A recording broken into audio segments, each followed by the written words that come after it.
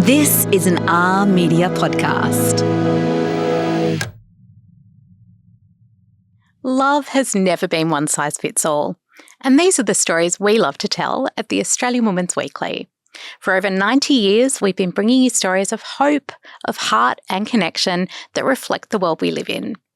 And now it's time for a new chapter with the Australian Women's Weekly Love Stories podcast.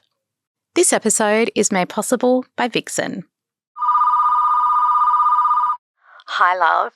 Remember how much I hated science at school? And yeah, I know you did as well. I've decided I love science now because I'm about to chat with Dr Karl and we're going to talk all things about the science of love. So hopefully this improves both my dating life and yours. Let's speak soon. I'll tell you everything I found out. Tell me, is there any better feeling than falling in love? Those giddy heart palpitations that you experience when you see their name light up your phone, or the butterflies you get in your belly as you prepare for your next date. And then there's that euphoria you feel when you really deeply connect in conversation. It's beautiful, and sometimes it can be slightly terrifying. And according to our very special guest, a whole lot of this is actually down to science. Dr Karl should know. He's not only Australia's go-to science guru, he's experienced the science firsthand when he fell in love with his wife and the designer of his very special signature colourful shirts, Mary. So he feels like the perfect person to ask about the magic formula when it comes to the science of love and attraction. We got married on the longest day of the year when the sun doesn't set. Oh. And to do that, it's the weirdest thing. You know how the sun sort of rises in the east and goes over in the west? Mm-hmm. Well, if you're inside the Arctic or the Antarctic Circle and you're there at the right time of year, the sun does this. It goes around you on the horizon. Okay. And so that was our scientific metaphor, that in the same way that the sun would not set on that day, then the love would not set on our marriage. I'm Tiffany Dunk from the Australian Women's Weekly, and we're welcoming you to Love Stories. Good morning, Dr. Tiffany. Good afternoon, whatever time of day it happens to be. Thank you for joining us, Dr. Karl. We've been so excited to get you on this couch because I think you're going to have a lot to teach us about not just the science of love, but maybe even a little bit of the emotion behind it. Oh, I'm pretty weak on that. So I don't have a lot to say about it. I'll do the best I can. Okay. Well, I want to start off by asking you about love languages. We talk a lot about that these days. What's your personal love language, and has that been affected by science, or has that been driven by science? I don't know what a love language is. Lay it on me. Love language, well, for me, mine might be acts of service. So I show my love through giving acts of service, or my love comes through physical touch, or have you got one, a way that you express your own love? Oh, there's so many different ways. Oh, my gosh. And it all depends to whom, one's partner or partners, children, friends, et cetera, maybe I should start off with my marriage. So tell us about are you married? Have you done the M thing? I have not done the M thing, right, so no, which is why I've been so desperate to talk to you, because I feel scientifically I've obviously been getting it a little bit wrong. What was it about Mary that made you fall in love with her, do you think? When I first met her in med school, she was just different, and her face shone like the sun as opposed to everybody else. Tell me about when... Here's my marriage proposal. Yes. So I rang up Mary and said, "Hi, honey, I'm in a cheap hotel room in Southeast Asia injecting opiates into the buttocks of a young red-headed yoga teacher. And from my medical training, I know I'm not supposed to inject into the buttocks. Where am I supposed to inject? By the way, I've forgotten because I'm just so tired and exhausted. Where should I inject? And by the way, will you marry me?" Then the line went dead. Wow, how romantic. Oh, I thought so. What were you doing there? And we were on a school trip and we're going through India, Nepal, and the art teacher at Sydney Boys was taking us along, and was also a yoga teacher and was also female, and started to have pain. And we were way out in the sticks. And there was nobody around except for us, and just away from any sort of medical care, except for me as a medical doctor. And her pain got worse and worse. And everybody who had no medical training was convinced they knew what it was, whereas me with medical training had no idea. I knew it was bad, but I didn't know what it was. And we went to the hospital and they'd run out of electricity, and there wasn't enough electricity to run the MRI scanner in the hospital. Oh, my goodness. So we had to go back to our rooms, a hotel, and so she was poking me with a stick whenever I should inject her with more opiates to make the pain go away because it was that bad. Oh, God. So I rang up Mary saying, look, where should I be injecting? And then I was feeling all this mortality because, and this ties into the whole love story theme, what you're saying. So as a result of having been brought up in, well, not brought up, but growing during the terrible threats of nuclear war. So I was brought up in that gloom of thinking they'll drop bombs on us and there's no point in getting married. I'll never get married. And so even though I was deeply in love with Mary, I didn't want to get married. And we already had 3 children, by the way. Right. And then, so there I was, with this as a background thing and getting this existential angst because I was really worried that the yoga teacher was going to die. Right. The pain was that bad. Yeah. And so I'm just freaking out. And so I rang up Mary saying, what do I do? How do I deal with this? I don't know what I'm doing. I'm out of my depth. I worked as a doctor in a kids' hospital. What do I know about adults and females? I know nothing about them, a whole different branch. I don't know what's going on. And then I was filled with this existential angst. So then I tossed in, and where should I inject? And by the way, will you marry me? Then the line went dead. So how quickly did you get back on the phone? Immediately, and then the phone went dead again. Oh, gosh. It kept on going dead all the time. Eventually, Mary and I decided that we'd get married. And that was a whole difficult thing again. Yeah. Because we decided we'd have we like travel, so we decided we'd have a scientific wedding. Mm-hmm. What does a scientific wedding look like? Well, we got married on the longest day of the year when the sun doesn't set. Oh. And to do that, have you ever seen that? No. No, it's the weirdest thing. You know how the sun sort of rises in the east and goes over in the west? Mm-hmm. Well, if you're inside the Arctic or the Antarctic Circle and you're there at the right time of year, the sun does this. It goes around you on the horizon. Okay. It doesn't go up and then down. It just sort of goes around you. Uh-huh. And so that was our scientific metaphor, that in the same way that the sun would not set on that day, then the love would not set on our marriage. Oh, and so that's we flew for 36 hours to get inside the Arctic Circle inside Norway, near the Russian border. And on the longest day of the year, we got married. And my 8-year-old daughter said, "Daddy, you're not making sense. The sun has to set." And I say, "You watch." She's going, "Oh, the sun doesn't set. Wow, isn't that weird?" That's so that was our cool. little scientific wedding. Oh, I love that. Now, I want to talk a few scientific facts. Lay it on me. I heard you at the ABC Upfronts the other day talking about how many days it takes us to fall in love. Is there a formula to how we fall in love? Okay, no. There's not a formula, but there could be. So what you'd have to do is look at each group of humans, and they vary enormously with their culture, their traditions. So, for example, in some parts of the world, there are arranged marriages, which often have a lower divorce rate than non-arranged marriages. And there's a whole bunch of different cultures behind it. But if you picked one society, you could then go in and do an analysis. But on average, it turns out that men fall, it's about 3 months, and men tend to say the "I love you" phrase a bit earlier than the women do, by about 10, 15 days, in the subset of Western people, which is a very small subset, and probably wealthy ones, which are different from the poor ones, who are the majority of the population.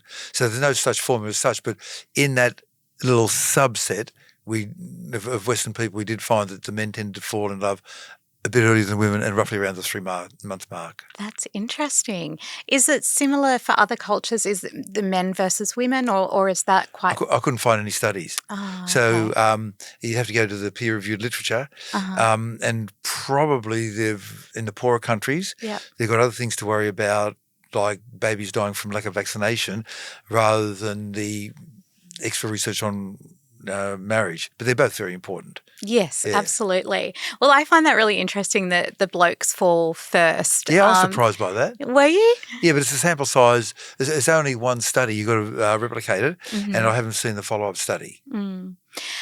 So much happens to our bodies when we fall in love. What is the science behind that, and what role do our senses play when it comes to falling in love? Oh, there's a lot of flim-flam and rubbish on that. Mm-hmm. So, just say the names of a few hormones to me that you think might be involved. Testosterone. Yep, keep going. Estrogen. Yep, keep going. Oh gosh. Dopamine, serotonin. Serotonin, so many. All right, okay. So you hit in one there, Dr. Tiffany, with the so many. So when I started studying medicine, or before, when I was a drug-crazed hippie, there was only one brain hormone known, acetylcholine. And by the time I started studying medicine, there were about a dozen. By the time I finished, we're up to 100. There's thousands. And so people to say, oh, I have fallen in love because of dopamine or serotonin, hippie ball dust. We don't know. The brain is way too complex. And this whole male-female thing is just, people don't realize how complicated it is. I'll give you an example. Here it comes. There was a woman in America who had 3 children with her husband. She needed a kidney transplant. She then checked through the family. They checked through the family to see who could give her a transplant. It turned out she wasn't related to 2 of her children. How does that work? Let me say that again. It's weird, isn't it? Yeah, I know. It hurt my head a lot. She was not related to 2 of her children, but she gave birth to them. How? So what happened when she was being manufactured, when a sperm and an egg, what happened was that there were 2 sisters made inside that uterus of her mother. And this happens every now and then. One of them got reabsorbed. It's a terrible thing, but it does happen, where you might do an ultrasound really early on for something else and say, oh, by the way, while I'm checking out your kidneys, did you know you're pregnant? No. And there's twins. And then suddenly later there's only one. This happens. Right. And what happened was that the other twin vanished and got reabsorbed into her, and she was what we call a hybrid. Like, you know about the orange tortoiseshell cats, how they're all female and they're hybrids? They've got weird DNA. We won't go into that. And so some of her sister's DNA went into the eggs that she carried in her ovaries. That's crazy. So 2 of her children had her sisters, who never got born, had her sister's DNA.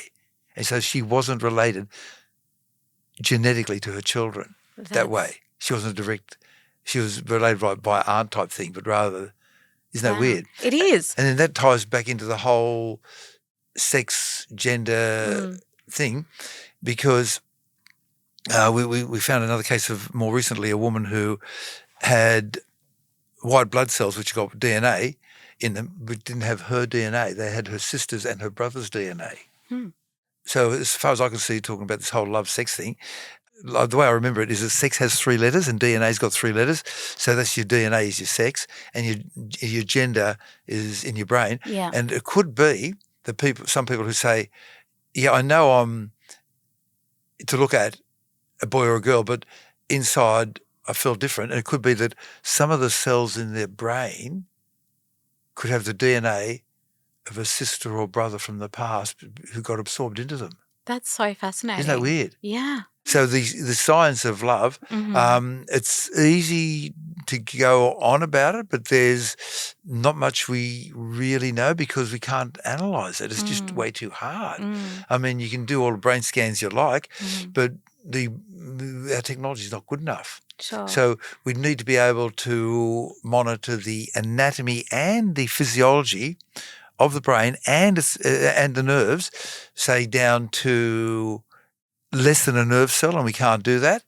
And we can only do like millimeters or fractions of a millimeter, and time scans of 1,000th of a second, rather than stay still for 10 seconds or else the picture will be blurry.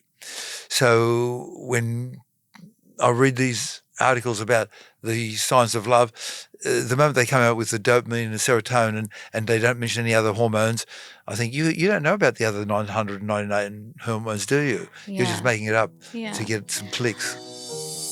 We often talk about chemistry when we describe romance. And as Dr. Karl's explaining, it's not just a metaphor.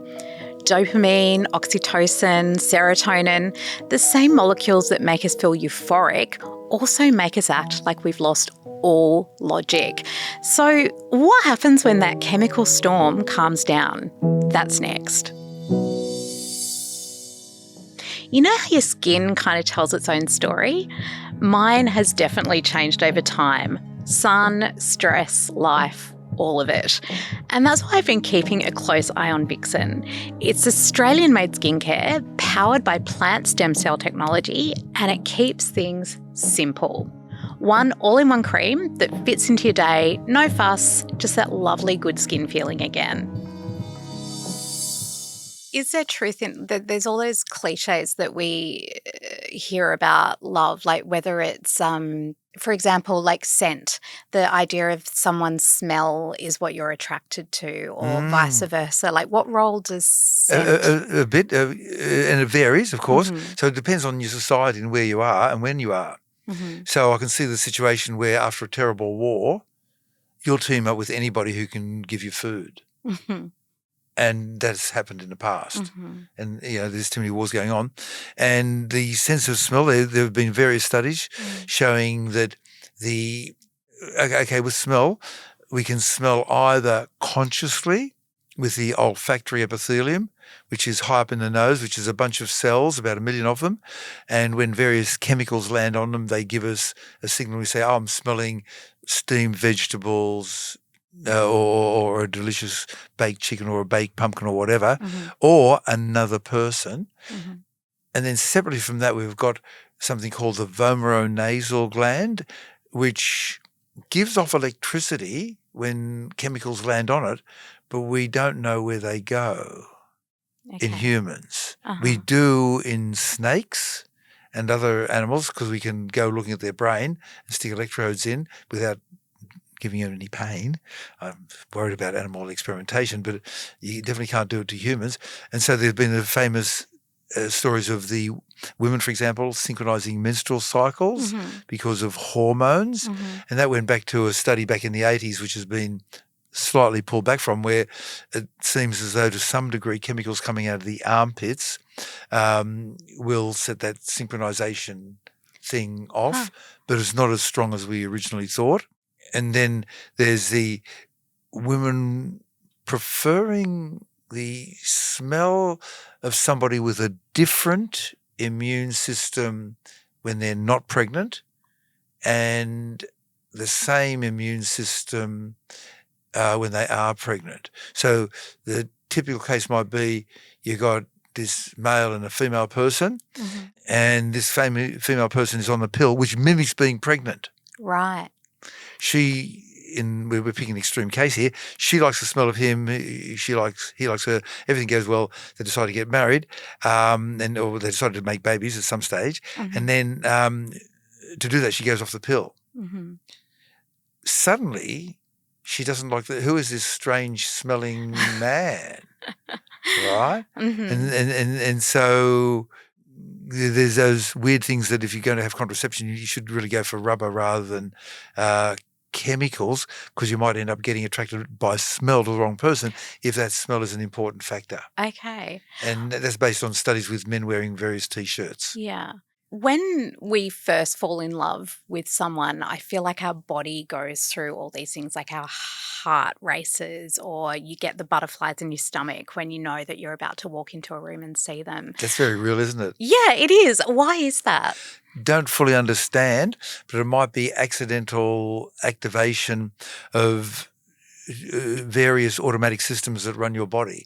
So you don't normally control your breathing. You can, but it just happens by itself. And your heart you don't control normally. And also there's the sympathetic and the parasympathetic nervous systems, which are kind of dumb names, but the sympathetic nervous system deals with threats.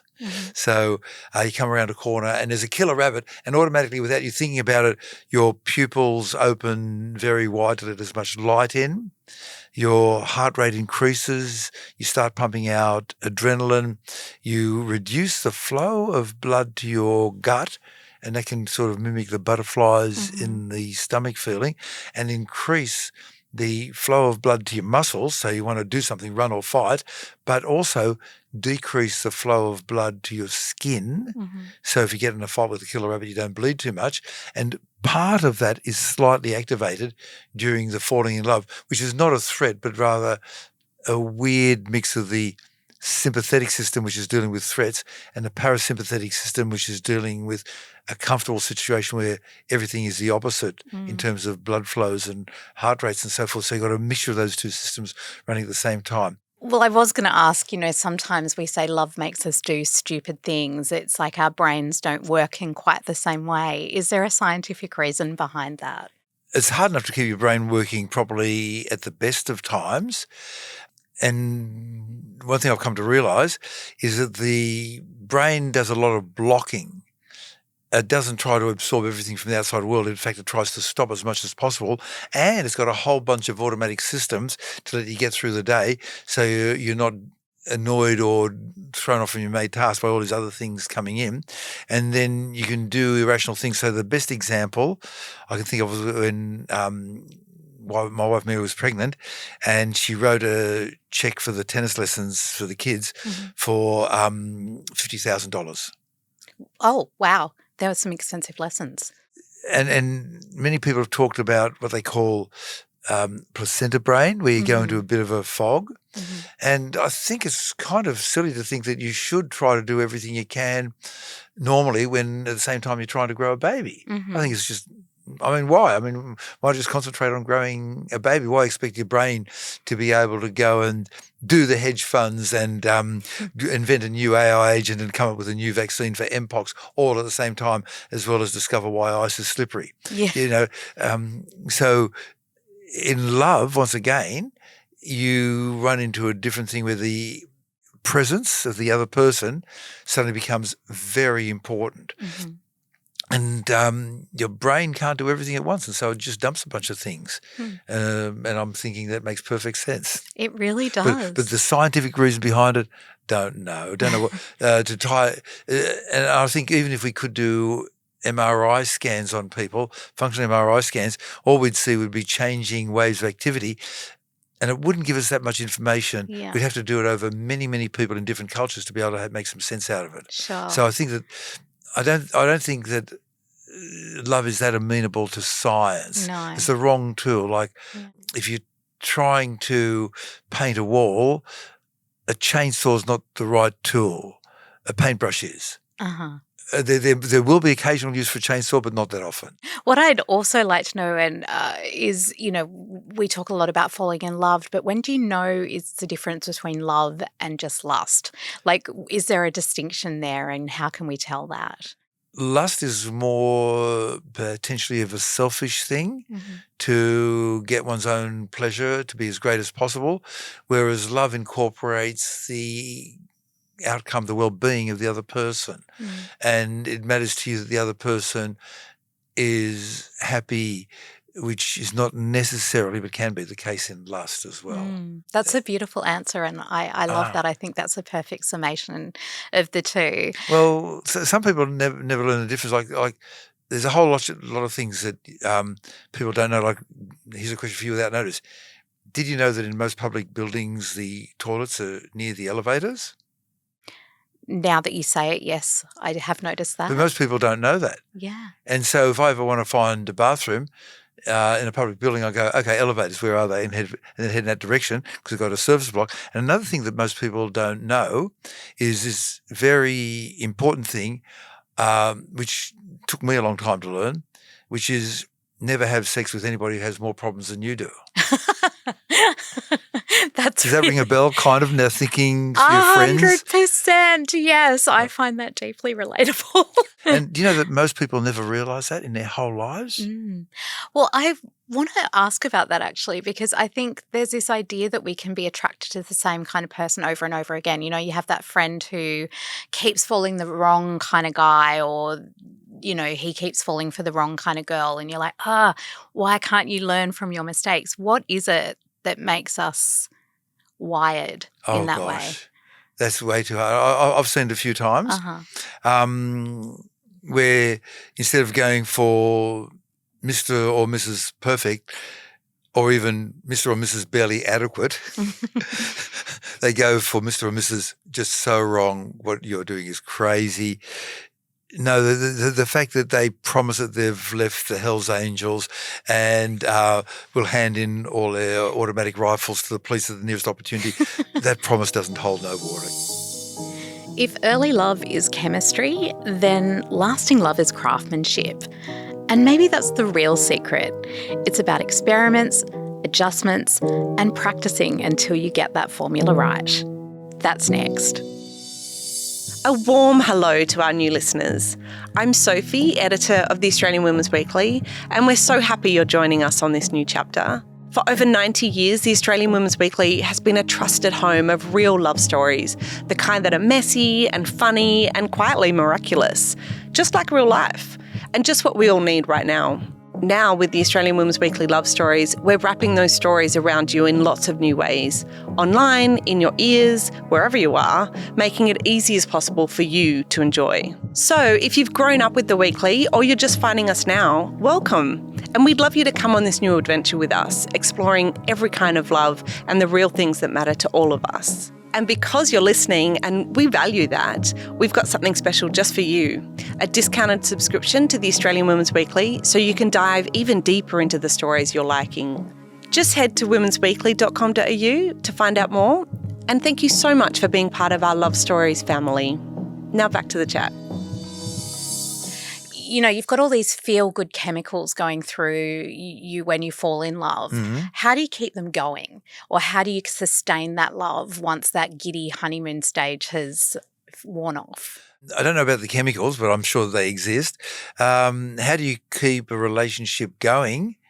I think to care about the other person or persons, and that includes the kids as well, if any, but also to help them be the best person they can be, which then is good for you as well, which might involve cleaning the bathrooms or loading the dishwasher. Okay, Mary's listening.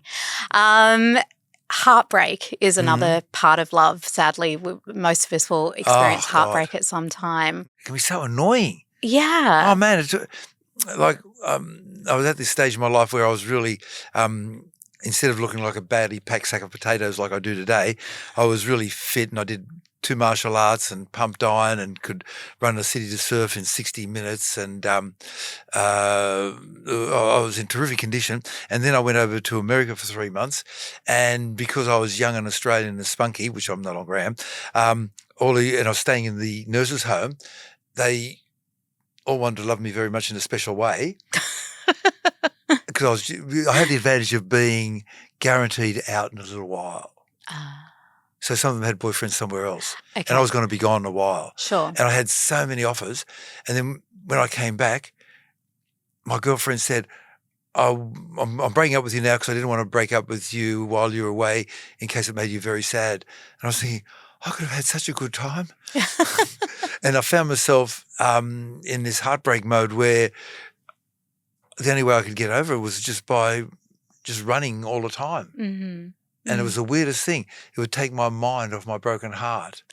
And that was my big breakup. What about you? Or you don't talk about yourself? You're interviewing me. Okay, I'm interviewing you. That's right. I know. I'm fine with the professional boundaries we've got, Dr. Tiffany. Broken heart syndrome, though, people are saying it's a thing. You know, is it true you can die of a broken heart? Yeah, which means something to do with an octopus. And it's described first in Japan, and you'll see it in real life when a couple who've been together for a long while, one of them dies and the other one dies almost immediately with nothing physical to bring it on. They didn't have a massive growing cancer or a heart attack. And it's due to the emotions setting off a whole bunch of hormones which then interfere with the normal beating of the heart. It is a real syndrome, and it can, in fact, be partially invoked in the feelings you have when you're in love with somebody. You've got that great extreme emotions, and the heart is not that sensible an organ, speaking about the biological rather than the metaphysical organ, and it can respond by going into heart failure, and they die. Can you mend a broken heart? With time. Oh, everything fixes with time. People have been through terrible things, and you don't know what they've been through, and you can, in many cases, if you got a bit of help come out of it. Mm-hmm. Yeah, I've seen some cases of people coming out. Yep. What has Mary taught you about love? Whoa, God knows. I'm kind of thinking I'm a bit on a spectrum here myself, so I don't know that much about emotions. I guess I've accidentally evolved, probably with her help or without, I don't know, into caring for the other person and trying to help them be the best they can for you. But it doesn't always work, because sometimes, and it's nobody's fault, as you go through life, you grow intellectually and physically and emotionally, and sometimes you just grow apart and you go down different pathways, and it's not anybody's fault. And in that case, the best thing is just to have an amicable breakup between you and not try to blame the other person. It's like trying to blame a thunderstorm for making you wet when you go out in the rain. It's just the nature of the way things are sometimes, and adding blame just is really messy and makes it hard for other people at the same time. How does love show up for you outside of your wife? Like, what are the other kinds of love that you have in your life and experience? Love of the children and their family members. And so it's the weirdest thing. I behave to them differently than I do from other members of the general public. I guess and I prioritise them over other people. And but when I was a medical doctor at the kids' hospital, you have a different sort of love, like the love for the patients, where you have a mindset such that you want to relieve them. And when you're a kids doctor, it's not just the kid, it's the family, because the whole unit counts. You want to relieve them of what's holding them back. You want to try and help them be their best selves. And if that means that you take them through this episode of asthma or dermatitis or kidney failure or whatever, your goal is to love them and help bring them through that to a better outcome. That's wonderful. Yeah. And in fact, I love being able to work for the kids' hospital here in Australia, because it's free. And so everybody gets the care that they want for the kids for nothing, which is different in other parts of the world. We're so lucky. We're very lucky here. Yeah, we are. And I want to say as well, I think there's a lot of love that comes for you, Dr. Karl. You're such a beloved figure in Australian Oh, darling, you say the culture. nicest things. I'm not worthy, but thank you. No, but do you feel that love that you get from people who watch you or listen to you? Do you feel that kind of love, and how does that feel for you? It's a kind of a love that relates to an outcome. So typically when I do the supermarket shopping, I'm fairly obsessive. Do you know there's a green grocer in Maroubra that sells placenta soap? I do now. Yeah, right, okay. So I just love going up and down the aisles and looking at all the different things that you find, and you think, wow, that didn't exist last week. What is this different product? And so I'm fairly slow, and typically in each supermarket shop, somebody will come up to me and say, hi, Dr. Karl, look, thanks to you, I have now decided to take up a career as a sparky or a nurse or finish my school education or go to university, and I've got no idea, while talking on the radio makes somebody want to take up a new trade, but it makes them happier and they get more money, which is not a bad thing, as long as you're not being mean about it. And I think there's a kind of a love in that, which I just feel happy that I've helped make their lives better. Oh, that's beautiful. I love that, because I think we all need people like you in our lives who inspire us and make us curious. Well, a lot of people are doing that anyway, but they don't get the recognition, like so many parents, especially when the kids are going through the difficult phase after puberty, before their brains get fully cooked in the early 20s, and parents don't get the credit or the love from the kids at that stage, but they come back again after that. Yeah. Did you find that with your kids? Yeah, it was the weirdest thing. You say, how'd you go today? All right. Where'd you go? Nowhere. What'd you do? Nothing. And you're just getting monosyllabic nothing. And then one of their friends comes in, and then suddenly the floodgates open. Oh, we went here, and then we got kidnapped by the aliens, and then the spaceship came down, and then we went to Mars, and then suddenly this whole story comes out, but all you got was No, nothing happened. So you're on the outer, but then you come back in again if you're lucky. Yeah. One thing I have noticed in some families, I've seen this both personally and professionally, is that there are some families where certain members of the family just will not interact or talk with other members of the family. And I've been very lucky because I came into it as a single person. So my parents both came out of Europe as having been in various concentration camps, Russian and German, and having people trying to kill them all the time. And then there was just them and me, and they were kind of a bit suspicious about this outside world because they'd seen all these bad things, whereas my wife Mary came from this enormous Irish Catholic family who followed the cliche of having infinite number of babies, and so Mary's one of 6 children, all that sort of stuff. So she knew how to deal with babies and family relationships, which me never having had that. Like I still did have to work out what a cousin or an aunt is by doing a phylogenetic table. So, okay, you got 2 parents and they had a baby, they had another baby. Oh, so that baby had another baby, but you're the sister of that person. Oh, so that's your aunt. Right, okay. And I have to work it out in my head each time, whereas they know all that sort of stuff. So that was an example of the love that Mary was able to spread to the family and help keep everybody happy. And so we're very lucky that nobody in our immediate family has gone into, I'll never talk to Tiffany again because of what she said at Christmas last year or something like that. Well, thank goodness no one said that in my family yet either. Right. But you would know that there are some families where people don't speak to each other. I'm so lucky that we don't have that in our extended family. Yeah, we are. AI and modern love is so complicated now compared to probably when you first fell in love. How do you see AI changing the way that we love or the world that we love in? Whoa. So the term artificial intelligence got invented on the 18th of June 1958 when John McCarthy and a bunch of his mates decided to try and solve the problem of artificial intelligence over an 8-week summer break at Dartmouth College. They didn't do it. And we've been heading down a pathway, and then the next big breakthrough was when we went to neural networks. In 2010, we realized that they were the pathway, and everybody working in artificial intelligence was totally surprised in October, November 22, when suddenly ChatGPT 3 arrived and it gave out almost human-like text.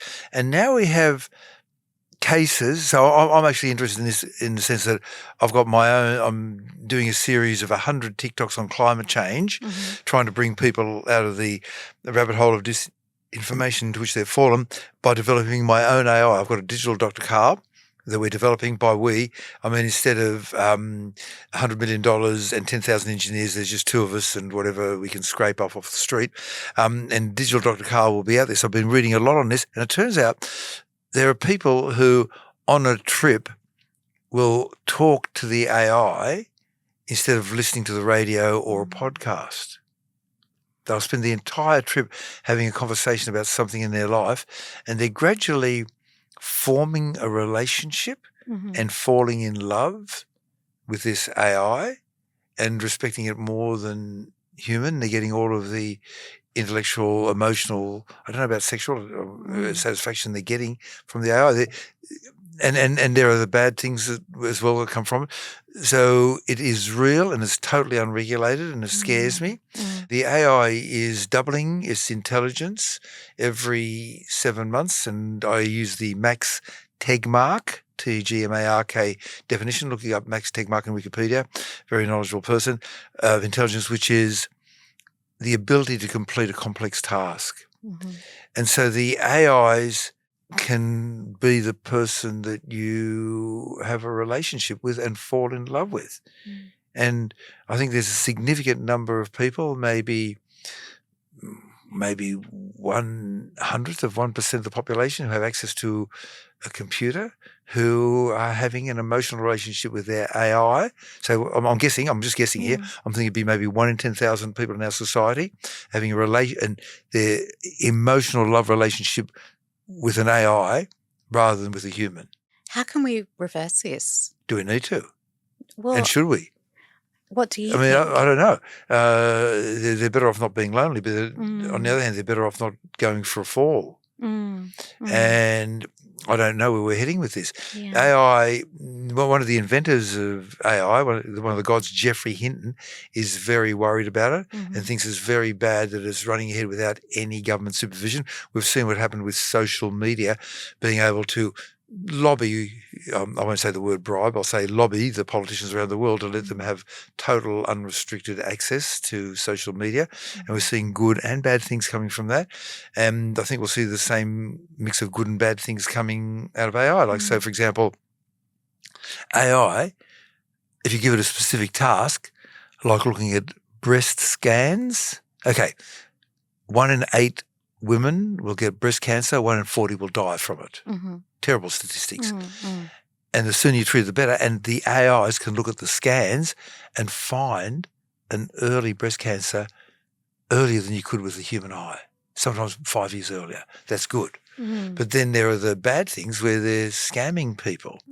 And on one hand, it's good to have love, but what if it leads to a bad outcome at the end of that? And does many years of goodness compensate for the 6 months of badness? I don't know. Yeah. Well, I think it's that thing, isn't it? You know, we've sort of been taught when we're using AI to help us complete tasks, be it at work or in personal life, it's like to start with a human and end with a human. So you give the prompt as a human, the AI goes and does that work, but then as a human, you then have to translate that and make sure that it's correct and make sure that it feels ethically and morally right. Sure. So maybe we've got to do this as well. On the other hand, I have had conversations with people on email and text, so they wouldn't talk on the phone.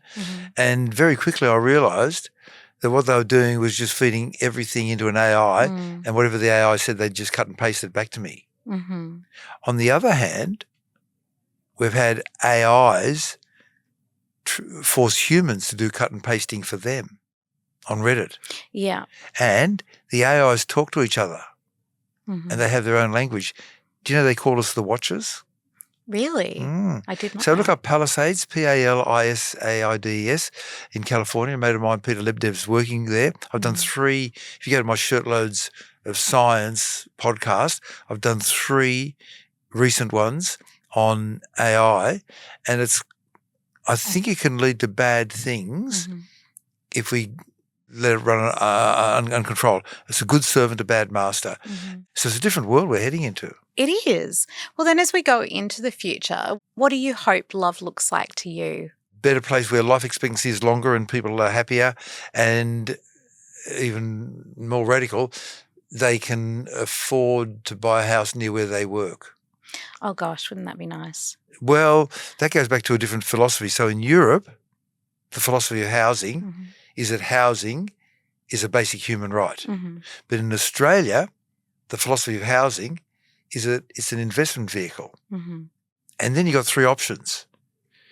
If you use it as an investment vehicle, if you have it housing as an investment vehicle, either you, the owner of that investment property, then have to pay extra tax, or you pay no extra tax, or the people who don't own houses pay you tax.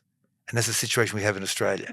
The laws have been changed so that people who do not have investment properties give money to people who do have investment properties. And I think that's philosophically wrong. The fish rots from the head. The problem lies right at the top, and we have to change it from there. But then talking about, so it's hard to have love because love can go out the door when poverty comes in the window. Well, then for people who are listening or watching at home, what sort of piece of advice do you have about love and Never have sex with anybody who has more problems than you do, of course. It's never too late to have a happy childhood. Oh, yeah. You can always start again. You can always just draw a line and say, that was me, I was bad, I will now be better, and make yourself a better person. You can do that. I've seen that happen with a few people who have done bad things and made themselves into good people. It's not impossible. Okay. Well, I think that's a nice note for us to end on. Thank you so much for joining us on the Love Stories Couch, Dr. Karl. Wow, this is love story. Thank you, Dr. Tiffany. And I do like your little cups with the little almost love hearts on them. I know. Cheers. Na zdrowie. Gosh, don't we love Dr. Karl? Speaking with him, it's really clear that love does make the neurons fire and the heart race. But the longer story here is about what keeps those signals humming. And that's kindness, curiosity, and good old-fashioned care. It's a real reminder that love isn't magic or math, it's actually both. Thank you so much for listening.